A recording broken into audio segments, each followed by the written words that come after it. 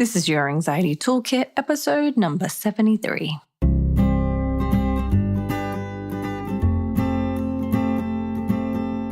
Welcome to Your Anxiety Toolkit.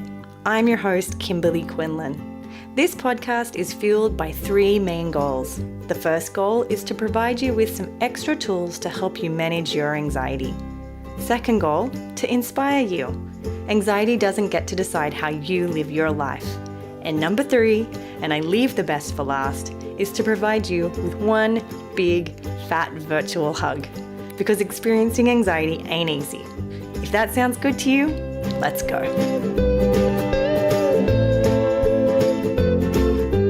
Well, welcome back. I'm so happy and thrilled to be here with you. It is a beautiful, warm Sunday afternoon or evening here in Los Angeles in late October, and things still have not cooled down here, which is quite interesting, I think. And I was pondering the week, and I was noticing as I was thinking about all the things I had to do this week that I had an increase in anxiety. And I was thinking it's as good a week as any then for me to do a podcast on managing anxiety related to the work week or the school week or whatever it is that you do during the week that could be difficult to manage. I know this is a topic that has been suggested multiple times by listeners. And so, like I said, I'm here. It's quiet. I'm anxious. So let's just do this, shall we? Let's do the hard thing.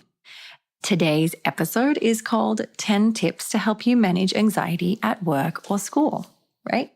You know, I think the truth is it's very normal for us to experience anticipatory anxiety as we go into the work week. Absolutely. Because so much has to get done, so much has to make sure goes well. And it's normal to feel that sort of dread and feeling come along on a Sunday evening or the eve that you go back to work or to school. So I think that first we have to sort of just acknowledge the normalcy of that. But if you're actually finding that anxiety is leading the way through the week, or fear is, punching you back and forward as the days of the week go by, this podcast might be helpful for you because I'm going to go through the 10 tips that I really would prioritize to managing anxiety at work or at school. It's not an exhaustive list. I could probably come up with 50 tips to give you, but these are the ones that I think you have to really, really prioritize. So let's just get straight into it, shall we? Okay. The number one tip for managing anxiety at work, and if I'm not going to say work and school every single time, so I'm just going to say work, but if you aren't someone who goes to work and you go to school instead, or you do something different, you volunteer, just do me a favor and just transfer that name in for me. So the number one tip to help you manage anxiety at work is this: do not aim to have no anxiety. Now, that might seem a little self-explanatory, but some people get stuck in this trap where they go in trying to muscle through and get through a day without having any anxiety at all. And that's just not possible. If you have an anxiety disorder, it's not going to happen. And that in and of itself is setting you up for failure.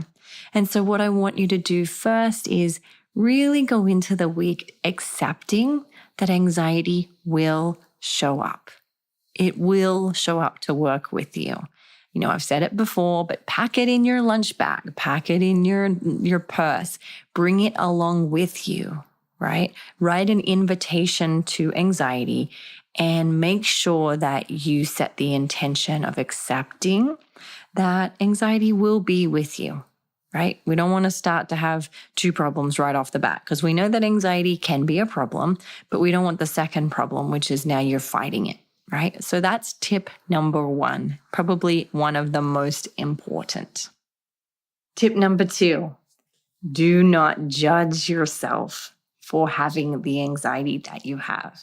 Huge one, really, really important, right? If you go in, you've accepted that you're going to have it, but then you spend the whole day judging yourself, putting yourself down, berating yourself for having anxiety, again, that's creating another problem. We're trying to keep our problems to a minimum. So no judging, right? We want to go in with non-judgment. If you go back to one of the first episodes of this podcast, right, way, way back, one of the first skills is the skill of non-judgment. And if you haven't listened to that, go back and listen to it. It is super duper important, right? So let's just go over a couple of points here. We need to work at not judging ourselves. But some of the way, I just want to sort of label off a couple of ways that we do this just so that you know what to catch. So it's thoughts like, you're so stupid for having this anxiety. There is something wrong with you, or what's wrong with you, you fool, or whatever it is that you say to yourself. You are bad. You are quote unquote bad for having these thoughts or this anxiety, right? You're a bad employer. You're a bad student. You're a bad human. You're a bad female. You're a bad child. Whatever it is that you're telling yourself, we've got to catch the language around good and bad, because as soon as we're doing that, we're judging, right? Another one is that you're less worthy than your coworkers because they don't have anxiety, right? That they deserve more than you do because you are struggling with anxiety. And that is absolutely not true. What we really want to do here is understand that your worth doesn't change because of the presence of anxiety.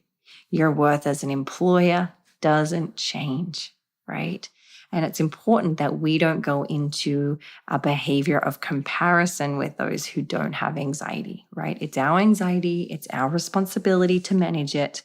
As hard as it is, this is actually think of it as a way out. Sometimes I like to think of my anxiety, even this evening, as I have anticipatory anxiety about the week, is to see it as an opportunity to really strengthen my mindfulness skills, because that's what it is. After this evening, I'll be a little bit better at mindfulness than I was this morning because anxiety gave me an opportunity to practice. All right. Number 3, the number 3 tip for helping you manage your anxiety at work or school is to do what we call a door check. I talk about this with my clients often. A door check is actually a concept that I got from Brendon Burchard. I don't know if anyone's ever read his book, The High Performance Habits. It's a fantastic book. I really, really recommend it for just being the best human that we can be. But what he talks about is us doing a door check. And what he means by that is each time you go in through a new door, you do a little check-in and you leave behind what doesn't belong in this new room. So an example of that would be, I know I've talked about this in the past, but if you pull up to your house, or let's say you pull up to work, and as you've pulled up to work, you've had all this anxiety, you've had all these thoughts, and you've had all these strange, bizarre fears of what might happen in the future, because that's what anxiety does. As you get out of the car and you walk into work, you do a door check and you say, okay, right now in this current moment, that fear isn't happening.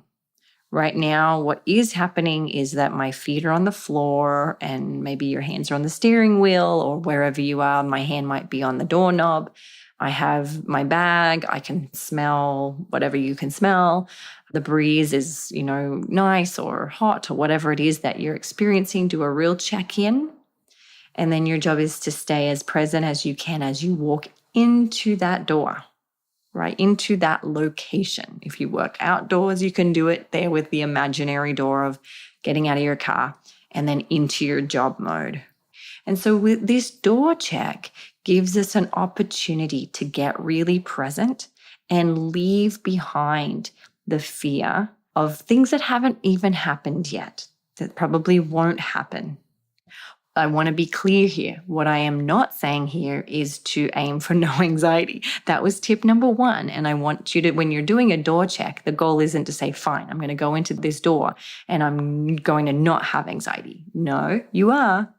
But you're going to do a door check and leave behind what you don't need and work at staying present, right? Now, some people say, well, that's crazy. I go in and out of doors all day long. Great. You have lots of opportunities then to do a door check. You don't have to do it every time, but any chance you can to really become very present is a wonderful opportunity, right? Is such a gift. If you don't go through a door, you might want to do it with something else. So let's say if you're a gardener and you're dumping wheelbarrows of dirt, whatever it is that you're doing, you might do it with that, right? And use that as your quote unquote door check. So you can make it up with anything. If you're a teacher, you might do it with each new lesson that you start.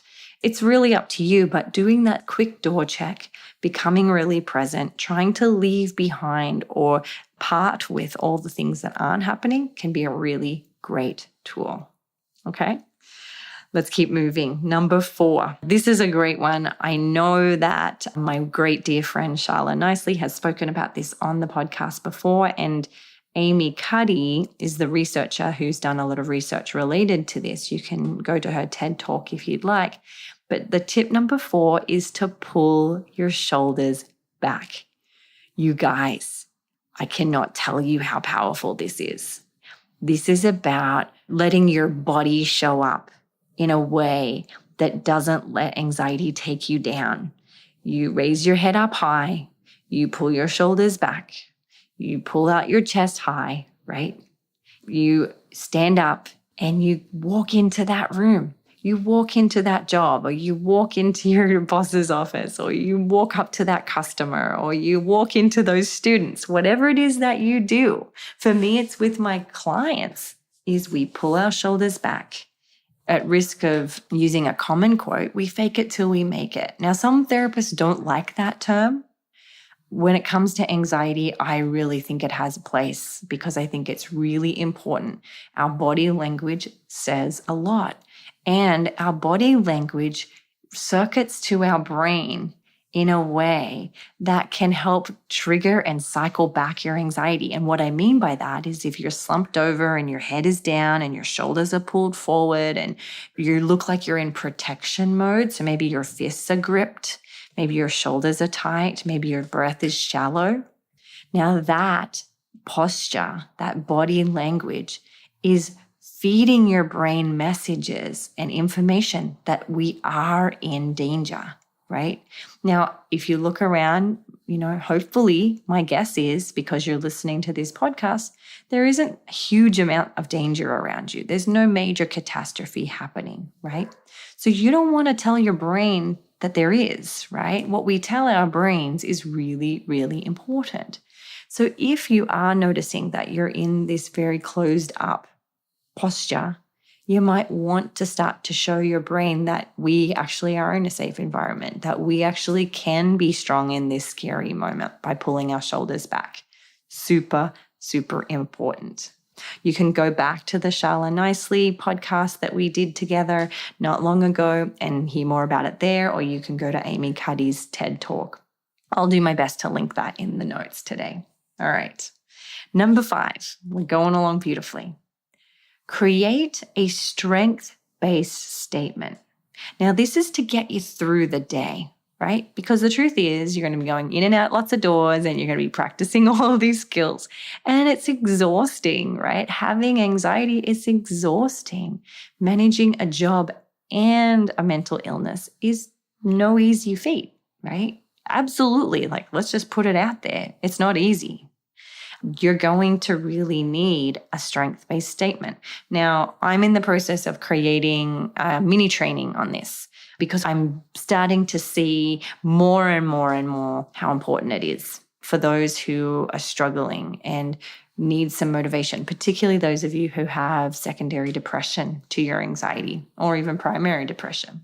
So a strength-based statement is a statement that you can say that will help you stay in a place of motivation. It's not positive psychology. I'm not talking about a positive statement. It's not you saying, I'm the best and I don't have anxiety. It's not anything like that. It's not like, some people do with The Secret where they do affirmations to try and come into a place. Although I don't completely disagree with that for some people, but it often can trip us when we have anxiety when we do that. What I'm talking about is strength-based statements. Now, let me give you a couple. And I know you know the one that I love the most, which is, it's a beautiful day to do hard things. Now, that is a strength-based statement that allows you to honor your discomfort, to see that it's okay, but to also give you motivation to at least try, right? It's not me saying you're the best and you're going to slay anxiety. If you use that, that's fine. I love that too. But some people don't resonate with that because they feel like their anxiety is slaying them. And if you're one of those people, I really encourage you to try a strength-based statement. Another one is, we can do hard things, right? A simpler version. Another one would be, this too shall pass, right?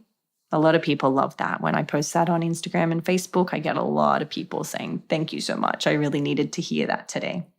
Another one is, I am stronger than I think I am. It's not saying you're the strongest. It's saying you're stronger than you think you are, right? Another one is, I have done hard things in the past and I survived. So all of these are strength-based statements. They keep us in a place of motivation. They keep us in a place of wanting to keep trying. They keep us in a place of honoring how difficult it is, but also that we are strong. So please do create one of those, something that feels right to you. It can be something different too. It doesn't have to be any of those. So find something that's good for you. It can involve swear words. Actually, some people find it's really helpful to throw a little swear word, and science actually proves that a swear word can actually give you a boost of adrenaline. So don't be afraid to use those, because sometimes we need those for those really hard exposures and hard days. But maybe write it down on a little sticky note, maybe put it as a screensaver on your phone. I used to set reminders on my phone to remind me of these things when I was having a difficult time. And so really try to set up a way that you can be reminded of this. Write it on your bathroom mirror, have it in your wallet. It doesn't have to be seen by everybody, but refer to it often, particularly at times during the day where you're struggling and you need a little pick-me-up. Read it during lunch, right? You might want to go in and stare at the mirror and say it to yourself. Look yourself in the eye and say, Kimberly, it's a beautiful day to do hard things. You can do this. This feeling will pass. Keep going. One step at a time. You've done hard things before and you will do them again because you honor your values. These are all wonderful statements that will help us stay in a place of strength. Okay. Number 6. The number 6 tip to help you manage anxiety related to school and work and whatever it is that you're doing is to set small, realistic goals. So here is what I do. If I'm having a difficult day, let's say I'm tired and I'm just like, oh, I don't know how I'm going to get through the day. And it happens. Some people think that I mustn't have any problems because I smile. That's not true. When I'm having a difficult day, the way I set up my day is to focus only on one 50-minute session at a time. So before the session, I look myself in the mirror and I say out loud, nobody's there, but I say out loud, Kimberly, you're going to focus on this one client. Just be with them. That's all you have to do right now. Just be with them. Focus on them. Get what needs to be done in this session. Then you can focus on what you need to do after that. And then I finish up that client and then I go into the next set that I'll talk to you here in a bit, right? But I keep things really, really, really simple, right? I don't think about what I'm going to be doing in 4 sessions. I don't think about what I've got to do when I get home. I try to stay very present, which is the same tool that we talked about here at the very beginning when we talked about doing a door check, right? Another thing that we can do is if let's say you're in school or you have a project that you're working on, is break it down into small steps. Sometimes it's helpful to even write it out first and then schedule breaks between them or rewards. It's okay to get rewards, to say to yourself, right, I am going, and this is what I do a lot for CBT school, even with these podcasts, is I'm going to write this out for 10 minutes or however long works for you, 3 minutes, 30 minutes, whatever works. And then I'm going to take a tea break. I'm going to make myself a nice cup of tea, and I'll do the last part while I have that cup of tea. Or I'm going to stretch a little bit, or I'm going to watch a YouTube video of something I love, right? I love, love, love to watch YouTube videos about people who announce their baby, then the sex of their baby. Like, I could watch those things all day. Or videos of people announce their baby announcement to their parents. And I love to watch the parents freak out. Tears run down my face, and for some reason, it gets me through, right? So if you have a job or a workplace that allows you to do that, set small goals, achieve those goals, and then give yourself a reward. Believe me, you won't be sorry. Check it out if you want to on YouTube. I digress. I'm so sorry. Okay, so we know that we have to set small goals, right? Do one step at a time, allow for a lot of breaks, allow for rewards. And here we come directly into step number 7, which is your self-care is crucial. Self-care doesn't have to be going and getting a massage, because maybe you don't have time for that today. And maybe that doesn't work for your schedule and your work and your budget. Self-care can be tiny little things that people won't even notice that you're doing at work. Like, it could be a quick stretch. You go down, you touch your toes. It could be, I love smells, right? So I love having oils in my office, or, a nice candle or a nice perfume or a flower in your office. So, and just stopping and smelling what you smell, what smells delicious. Maybe it's chocolate, maybe it's bananas, maybe it's, like I said, a plant. It doesn't have to be something that you do for an hour or half an hour. Another thing is drink up the water. Get in the water, bring in a big, big jug of water, and make sure that you're getting enough of that, right? And so, of course, there's the additional self-care, which is like get some exercise before work, make sure you're getting enough sleep or as best as you can, reduce the caffeine that you take or the nicotine that you take, because those will only increase your anxiety. Of course, there's that basic self-care, but I don't want you to forget about the little self-care. The little ones add up, right? This might sound strange, but sometimes if I'm really rushed, I have this like little notepad next to my computer or in the drawer underneath my desk, and I might just pull it out and I might draw a heart. And that, for me, you're probably rolling your eyes, but for me, that symbolizes a moment where I stopped and just slowed down and sent myself just a little bit of love. A little bit of compassion. Now, again, let me just come back to the second point is chances are you're judging yourself all day long for how hard it is. You're judging yourself, you're judging your anxiety, you're judging your job, you're judging your coworkers because things are just so hard, right? So it is really important that you integrate some self-care and self-compassion as you go. Right? It might be putting your hand on your chest, like I always talk about, and saying, hey, you're doing great. Just keep trying. Or you got this. Like I said, bring in a strength-based statement there. So it's important that you do make time for self-care. If you're terrible at this, schedule it. Again, don't be afraid to make this a very planned out, very deliberate, intentional day.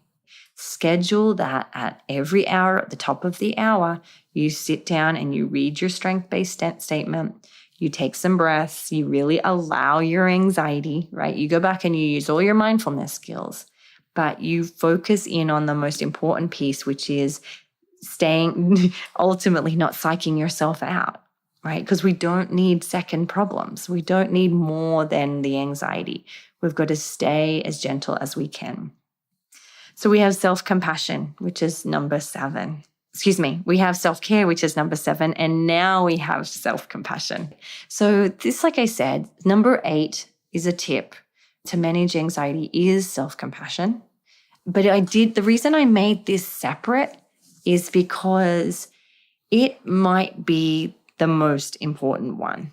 I know I said number one, that don't aim for no anxiety is the most important, but this piece of self-compassion is so important when it comes to you pushing through and being there for other people. That's what work and school is all about, right? You're giving out so much energy. You're helping customers, you're helping people, your staff, whatever you're doing, you're helping, I don't know what you're doing, but you're giving out, you're expending energy. It takes a lot of time and energy to restore that back up.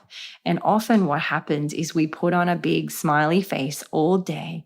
We're cheery. We get through. We hold back tears. We hold back panic attacks. We try not to do compulsions. We're trying to allow thoughts. We're trying to do mindfulness. By the time we get home, we're wiped, right? Wiped. But self-compassion throughout the day can be that safe, gentle place to fall as you get through the day. Now, this is starting to overlap a little bit, I know, because self-compassion has a huge component of non-judgment. It's such an important piece. But another part that you have to remember when it comes to self-compassion is that you are not alone. I really do encourage you to tell yourself this and remind yourself of this, because one of the most important pieces of self-compassion is what we call common humanity, which is understanding that every human is suffering in some way or shape or form. Maybe not to the degree that you are at this one moment, but we all know that feeling. We all know that feeling where you have to just barely get through work or barely get through the day, barely hold it together, barely not break down. And so it's really important when it comes to self-compassion that we honor that we're not alone. For those of you who are on the CBT School Campus, the Facebook group, everybody is coming on there and being like, oh my gosh, how do I get through this? And this is how I got through it. And it's so great to see. So many people have told me that the biggest benefit for being a part of CBT School Campus is that they just realized they're not alone, and that gave them permission to be gentle with themselves, because otherwise they were judging themselves. What's wrong with you? You're weird, you're crazy, there's something wrong. So I'm kind of going a little repetitive here, but that's for a reason. I planned it that way. All right, so here we go. We're up to number 9 now, right? Now, this is a tool that I haven't talked about a lot, but this comes from a lot of neurobiology and neuropsychology, which is this idea that you have to name it to tame it. As you're getting through the workday, you're probably having a lot of intrusive thoughts, a lot of anxiety. Your what if thoughts are going crazy. You probably might be even ruminating and judging yourself for, being in this situation. And sometimes what is a really helpful tool is to just bring attention to the fact that you're off. You're off and you're rolling into anxiety land, right? Or maybe you're off and rolling into compulsive land. And sometimes it's helpful just to name the emotion. So you stop and you say, okay, Kimberly, what are you feeling? Oh, right. I'm feeling anxiety or fear. Okay. Fear. That when we talk about fear and we identify fear, fear is usually an emotion that we experience when there is an actual dilemma or disaster, or we're thinking about future disasters that haven't yet happened. So when you identify that fear, you might then, if you're noticing a trend in your fear and that it's constantly repeating, then you might say, okay, I'm going to allow fear, right? Where does fear show up for me? Name that too, right? Because you got to name it to tame it. Oh yeah, fear shows up for me in my chest. Where else do I feel it? In my shoulders and right behind my eyes. Okay, there you go. Now we've got more information. Can I allow that? right? Can I do this job while I have that feeling? Yeah, of course you can. You might want to use a strength-based statement here and say, yeah, it's a beautiful day to do hard things, right? So naming it to tame it can be a really helpful tool, because otherwise what we end up doing is we just cycle, right? We go round and round and round, and we're trying to grasp onto some certainty. We're trying to grasp onto some control. We're trying to grasp onto some relief instead of naming the actual concern and issue, right? Oh yeah, I feel irritable. Yeah, I feel irritable, and I notice irritability in my shoulders and behind the back of my ears. I'm just making that up as an example. And you go, okay, can I allow it? So naming it to taming it can be really, really helpful. All right, and so now we come to number 10. The number 10 tip to help you manage anxiety at work or school or volunteering or whatever it is that you do is bring it on. Now, I've talked about this before, but you're not alone, right? You're not alone in your discomfort. But this discomfort, it won't break you. Bring it. Don't let it beat you. Don't let it trample all over you. Bring it. Let's do this. Let's pull our shoulders back. Let's hold our head up high. Let's understand and recognize that I am not alone in this. And let's do this, right? Bring it on. That's the message. If you go into the day going, oh, geez, oh, gosh, oh, please don't upset me. Please don't hurt me. Please don't come. It will trample on you, unfortunately, but bring it. What's the best way to bring it? Find the things that make you anxious and knock them out as fast as you can. I just love hearing people on Instagram and on Facebook who share with me, even over the weekend, as I shared on Instagram that I had, made a win that was actually mightn't be a big win for a lot of people, but for me, it really was. And I was just so in love with the fact that how many people reached out and said, oh my gosh, yeah, that would be totally hard. This is what I did this weekend, right? And they said, oh, and to make it worse, I purposely did A, B, and C. And I'm like, that is the work. Bring it on. Find the things that make you anxious and practice them. Stare your fear in the face and bring it. Let's go, right? You can throw in some swear words there if you want. I won't be upset. Go for it. Bring it. Let's do this, right? Now, little note for the end of this podcast is some people feel really let down when I talk about bringing on anxiety because they can't muster up the anxiety. And if that is you, that's okay. I use bring it because that's the goal. But if you're not there yet, use any of the other tools. Any of the other tools. You don't need to use all of them. Just pick one and go, okay, I'm just going to try master this. But if you can, pick a small thing that you're afraid of and bring it on. This is your job. This is the thing that either makes you money or leads you to making the money so that you can go and have a fantastic time with the money you made, whether you make a lot or not a lot. Doesn't matter. Even if you're volunteering, you're doing it for a reason. So once you've done that thing, once you've done the job or the volunteering or the school, don't forget to go and enjoy what you've done. Even if you don't like your job, still really make sure you have set the intention of enjoying the money you make at your job, because that's where you get it all back. That's where it becomes something that is enough for you. All right, so there it is. Number 1, don't aim for no anxiety. Number 2, please don't judge yourself for having anxiety, or please don't judge your anxiety. Number 3, do a door check. Number 4, pull your shoulders back. Number 5, create a strength-based statement to get you through the day. Number 6, set small, realistic goals. Step 7, self-care is a must. Step 8, self-compassion has to be at the high priority. Number 9, you've got to name it to tame it. And number 10, bring it on, people. Let's do this. So that being said, I'm going to sign off because I need to get to bed so I can go and do some awesome therapy tomorrow, as I'm sure you are going to be doing some awesome work today as well, or tomorrow.